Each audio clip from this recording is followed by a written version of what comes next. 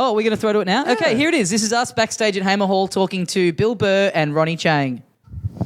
All right, here we are. We are backstage at Hamer Hall, and our guests on the show today, first of all, old mate of the show, Ronny Chieng. What up, bro? Yeah, thanks for having me. And you know him from Breaking Bad, visiting the country on a huge tour of the country. It's Bill Burr. Yeah. Very exciting. Otherwise known as the closer for Ronny Chieng on his tour of the country. Requested that I come in and close for him. What it is people can only, handle his level of hilarity for like 30 minutes. And then they just have to be, they need such a break. They have someone of my caliber come in and cleanse their palate. A little bit of a after dinner mint. Yeah. Yeah, just, relax. A little cappuccino at the end. Well, it was great. I saw Ronny, first time I saw him, I was on a plane. I was flying. I don't know where the fuck I was flying. I was in the States, and they showed something you did, and you were talking about trying to explain technology to your mom. And what I liked about him was, I didn't know where you were from, being Asian, and you had the hardcore accent, but none of your act was about that. Right. You were talking about your life, and you had passion and all that. And just the way you told the stories, like this guy, if you stick with it, son, you put your time in and you do the right shit. No, I appreciate it. Be a fucking monster. That's good to know that you actually did. So you have actually just randomly saw Ronny, like on a plane or whatever, because when he said, Bill Burr asked me specifically to do, I'm like, bullshit. No, some manager did that. Bill's never fucking heard of you, Ronny. You're full of shit. I didn't even believe it. When he contacted me, I was like, this isn't Bill Burr. I thought it was you. I swear to God. I swear to God. I thought you created an account and you messed with me. And I was like, this isn't Bill Burr. There's no way.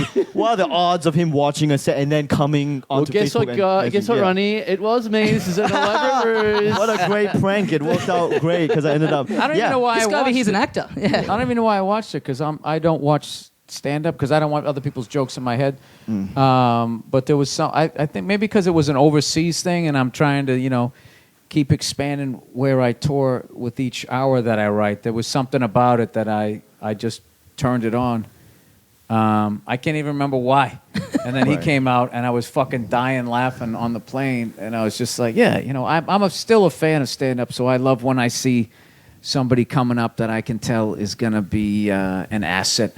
It's going to help you out. For the artist stand-up, that it's going to keep going. You know what I mean? That, you get worried. You see kids today, the fucking level of video games, just the shit that they can do without leaving the house. You just get worried sometimes that they're going to look at stand-up like it's this corny thing where you just, like, I'm up there like, Mammy. Well, it sounds to me, Ronny, like you should be giving some kind of cut from these gigs to the Qantas in-flight entertainment program, because that's solid. Bill sounds like Bill's going to adopt you and make you a ward of the Burr estate. When he called you an asset before, it sounds like he's just after a kidney or something. In case something I goes meant wrong. like for comedy. I just meant as stand-up. Like this guy's going to, like you need people from each generation. Yeah, to pick the fucking ball up and run with it. That's what I meant. Well, I just watched the first. You guys are doing 2 shows tonight. You just did the first one. Ronny opened and did an awesome job, and then, as you pointed out when you came on, very Ronny Chieng moment. No reveling in the applause. Just gets to his last joke and then I goes. hate when the opening act does that, dude. Get your applause. This guy fucking murders for 20 minutes.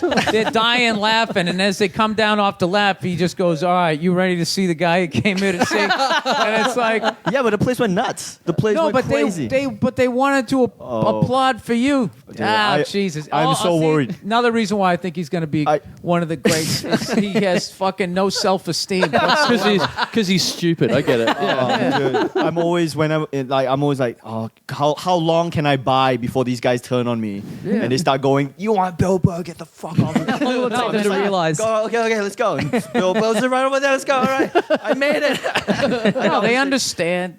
They understand. Yeah. Everybody even if you're not in show business, they understand. I used to do that myself. I opened up fucking all kinds of people, and I used to think that like, they're gonna be pissed that I'm here or whatever. Right. And once you go out and you're funny, it's like this bonus. Right. Like, Yeah.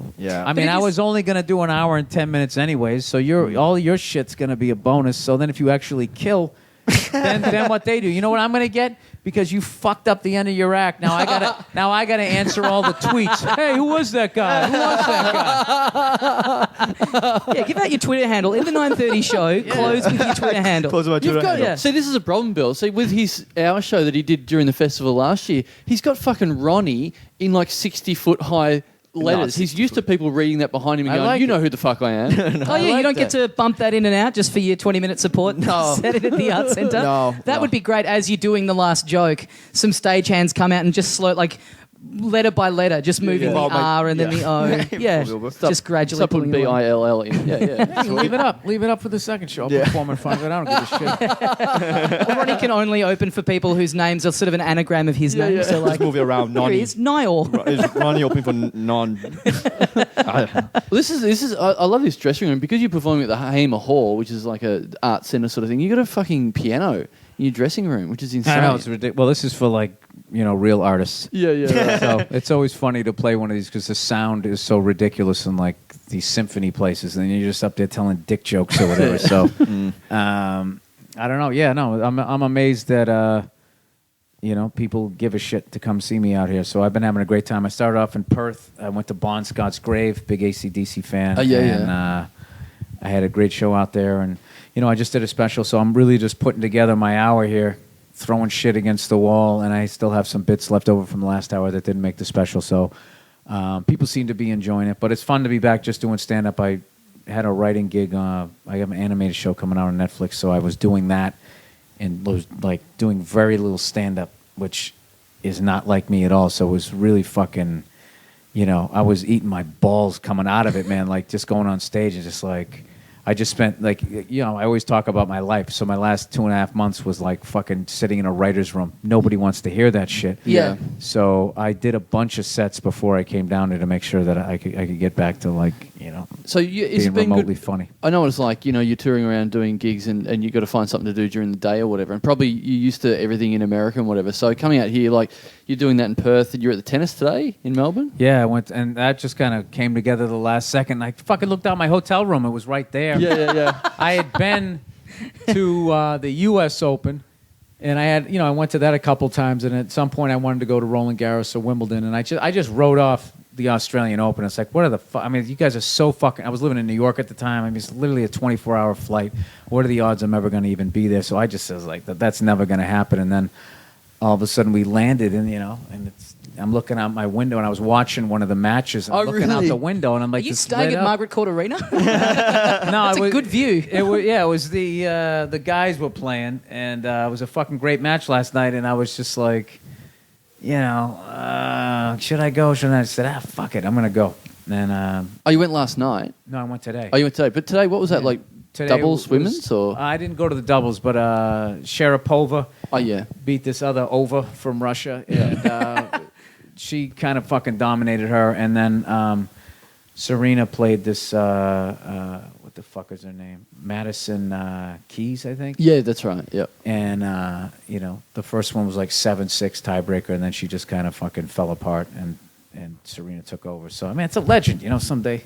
Is it weird to go to do that? That's your time off here. You're coming over and watching other Americans entertaining you. Like you're not even seeing anything from here. No, but going to a tennis match is funny because it's a fucking level of wealth that is hilarious. Like, those people who are wearing, like, they have the sweater draped over them over their shoulder, and they're not doing it, like, ironically, not like some hipster thing. Like, they literally have it because, like, that's what they do when they go on their fucking yacht and they're staying there all night and they're going to see the later match. And the sort of people that have pianos in their backstage rooms. Yeah. yeah, I mean, that's not my piano, dude. Yeah. I'm just saying, it's like a lot of, like, I don't know, loafers with no socks. Yeah. And I always feel dumb when I go to, like, if I ever go to a big golf event, like I went to the Masters one time and I went to a couple of U.S. Opens. There's just like this certain kind of fucking people that just makes me remember how I failed everything in school. And I had to do like this dancing monkey shit to fucking put food on the table. That somehow worked out. But when I go around, like there's just like there's a whole, like, when you sit amongst those people, it's like people who are like literally changing shit. Yeah, you know what I mean? Technologically, politically, like there's just, and they smell it on you when you sit down. They just, this guy's just This guy scalped the ticket. Well, you're here for the Super Bowl, correct? Are you still in Australia when the Super Bowl? Yeah, I on? didn't know my team was gonna fucking get there. Oh, right. So you get to do that weird thing of it's like 9 a.m. here or something. I'm worried Yeah. that I'm gonna be in flight to New Zealand when it's happening right. because I think it comes on Monday over here.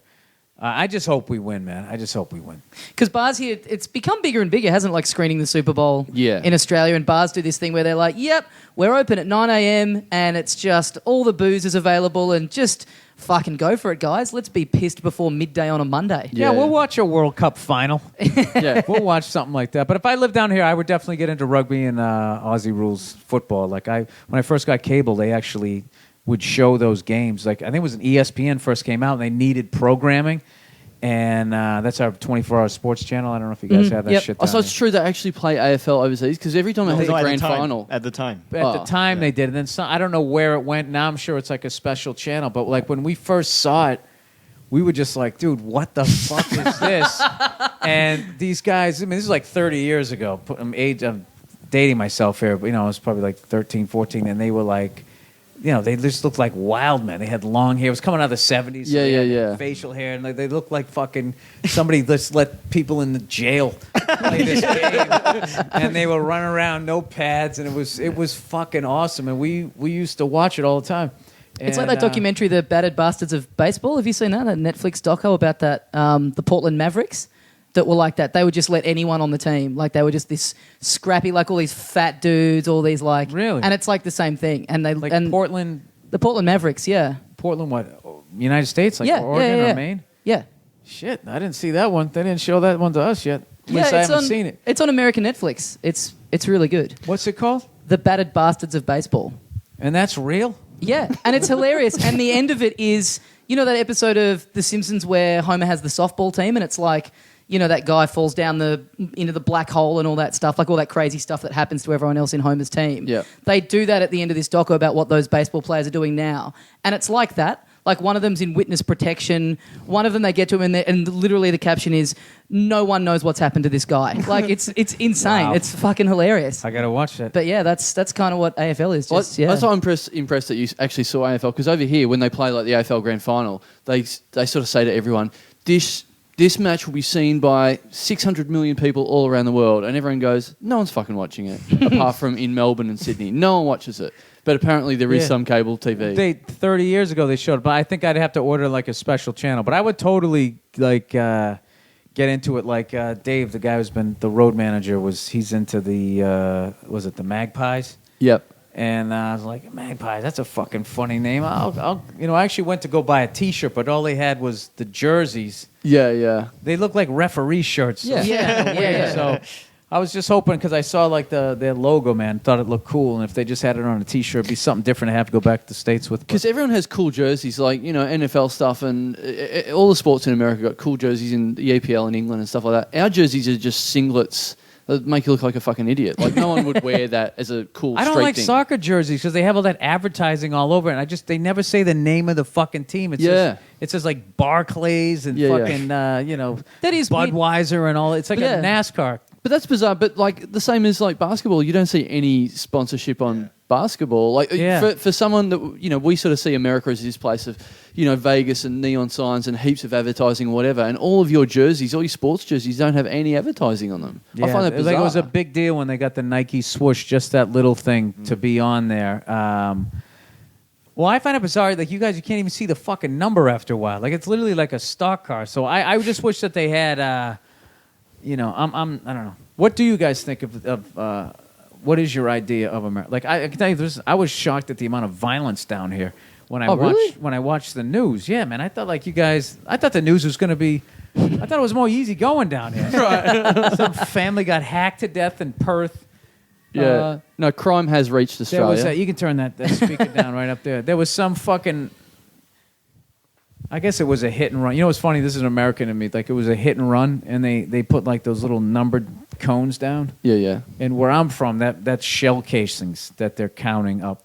I don't know what they were counting up, like the fucking articles of clothing. Yeah. I didn't get it. I mean, I was on a fucking treadmill with the sound down. But it said Watching the tennis from your fucking well, it penthouse said apartment. hit and run. Well, I'm trying to stay in shape while I go through all of these fucking countries, and you try different beers, and eating all this fucking shit you wouldn't eat. So I made a promise that I was going to go to the gym every goddamn morning. So I've pretty much done that. Yeah, great. Well, we just came in through the entrance. What do you call it? The stage door. And, The entrance, yeah. Entrance, the door. Yeah. You have doors in America? Yeah, cool. So we came through there, and I'm waiting for Tommy to come and pick me up, and we're going to come in together and whatever. And then this weird guy just sort of walks in, and your stage manager was there going, hey, hey, hey. And he got all the way in, and then he sort of chased him out and kicked this guy out who was out of his mind. And as he's like kicking this guy out who's off his face, he walks out and then sees me and goes, hey, Carl, love your stand-up, buddy.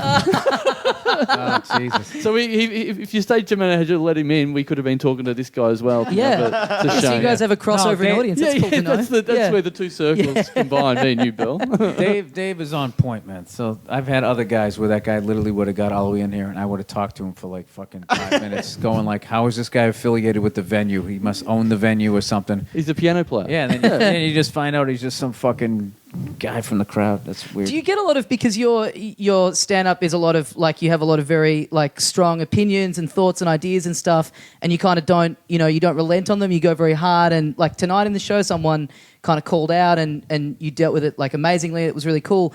But, like, I would imagine, does that then lend itself to, like, if you go out and talk to people after the gig, is it just a lot of fucking arguments and... But you know what I mean? You don't get much resistance? No, most people get it. Like, Yeah. That's like a big story now to fucking sit there and act like every time you go up and do your set, like somebody films it and there's this big fucking controversy. It isn't. It's people come, they know it's a joke, they're having a good time. But if you go out there in the crowd, it's like, look, the first 99% of the fucking line is cool. It's those last 10 people who wanted to be Who've stuck it out for hours. No, they on purpose wanted to be at the end of the line because they have some sort of fucking something they want to give you, some sort of idea, or they're just fucking weird, or they want to do drugs with the idea. You don't even know what I had someone like the other night came up to me and he's just coming up to me and it's just literally like, is this person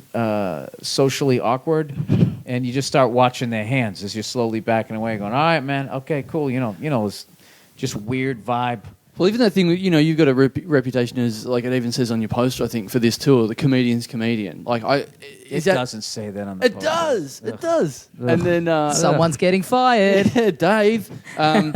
Is that like, I would have, that sounds That nice. is so fucking horrible. Yeah, I didn't know that was... Is that a negative thing? Because I would just imagine that means because all these open micer idiots would just come to you and, that guy that probably tried to sneak in was an open micer, probably, I would imagine. That's what he sort of seemed like to me. So does that mean you just have to deal with so many more open micers? No, I mean, it's obviously, it's an unbelievable, flattering thing for somebody to say, but like, nobody I started with feels that way, and they just tell me I stink and they give me shit and all that type of stuff. So I think, but there's a lot of piggybacking in like reporting or whatever. So if one person says it, then it's out there, and then somebody just grabs it and blah blah blah. Like I love when they always say, you've been called an animal hater, and I always just go, oh yeah, by who?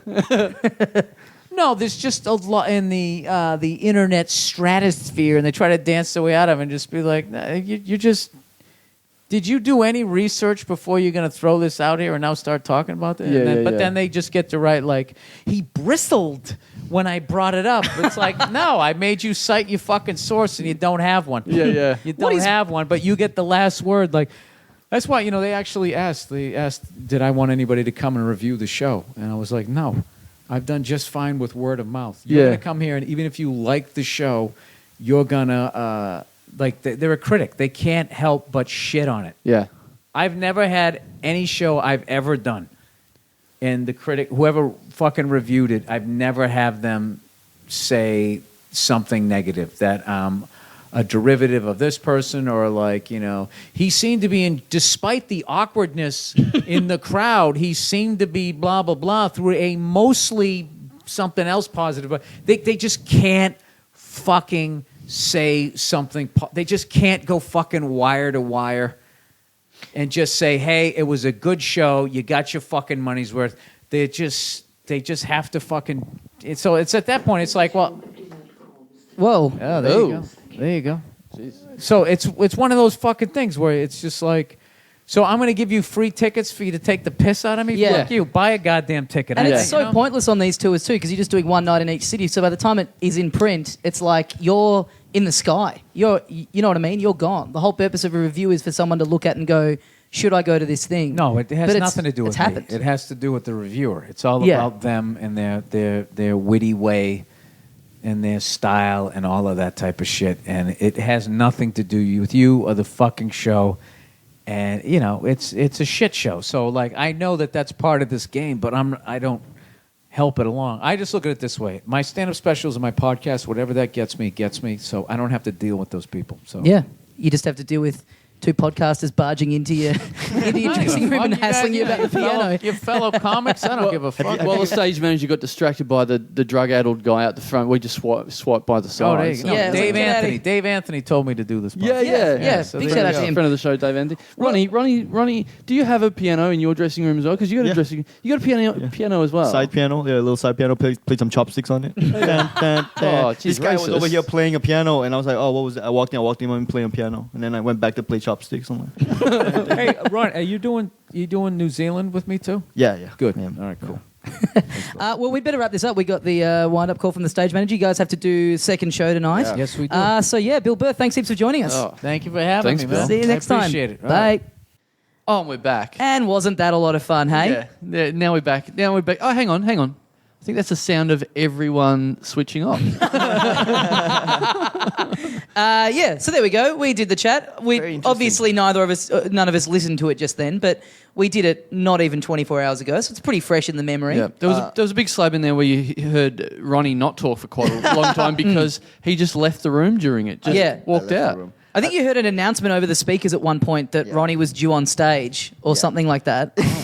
Yeah, I had to go do the show, so I had to leave the podcast. And also, I felt like what you guys said. You know, you put Bill Burr's name in the title, like people tuning in to listen to him, right? Why do I need to talk? Only you had some fans, Ronnie. Yeah, man, dude. Only. It's like I just feel no one's. No, but that's great because that was the best thing about talking to him. Like him Yeah. talking about you. Like Yeah. he was genuinely interested in I you. was so embarrassed by that, man. I was like, please don't talk about me. Just go into him, you know. 'cause- No. but then he started talking about me. I was like, oh crap. Yeah, that's much It was funnier. embarrassing. It was embarrassing. But, Hey, so now that he's not He around, said some very kind things to me. Yeah. now that he's not here, what's he like? Yeah. What's he really like? Are you kidding? Like you, what was your vibe when you talked to him? Yeah, like, well, Dude. like lovely guy, but also, you know, we're interrupting his, 15 minutes of downtime in between two No, shows, he's which, a super cool guy, man. yeah. And no, the it whole was- conversation we had with him was he knew was going to air, so he's not going to go, "You're a fucking pair of assholes, aren't you?" yeah. I mean, No, I feel like he definitely would if he thought that, having don't- seen his act and stuff. Yeah, I don't know him. Obviously, I don't know him that well, but the past 2 days I've been working with him. He gives off a stronger, just a regular guy vibe than anyone I've ever met other than Kyle Chandler. yeah. Because Kyle is literally just a Have you regular guys guy. gone out for meals or anything yet? No. And No? I try to I don't want to what's it called Be a good guy. I don't want to be overbearing, and so I try to give him his space, and I'm trying to be professional. Fanboy. You should just constantly be asking him for his autograph. Mm-hmm. Like if every 2 hours you just ask Asking for a photo? just Hey, can I get a constantly. photo? See how many Yeah. can you do this as a challenge? See how many Bill Burr autographs you can get before the end of the tour. Like if you do it once, he'd be like, this guy's a bit of a Yeah. fucking idiot. And then if you just come back into the room 20 minutes later with a fresh poster, Get hey him- man, sorry, and every my time friend. you pretend it's like you haven't done it yet. Get him to He'd- sign your shirt, every shirt you ever wear. Get him to sign it before you go on stage, Yeah. and then wear the same shirt the next night. And the next night have the autograph crossed out, and then get him to sign another part of the Yeah. shirt. Yeah, after you bring him on at the end of your set, as you're crossing over on the stage, stop him then with a marker and a poster and ask for his autograph. And then Take a walk photo? off the stage and try and sell it to the. He's a really cool guy and very normal, and he And I touched upon this, but I can't believe, like you said, he hit you up personally and whatever, Yeah. and then he said when on we were talking to Facebook, him, I don't think you mentioned that in the. Was it over Facebook? Yeah, he messaged me on Facebook. That's funny. yeah. yeah.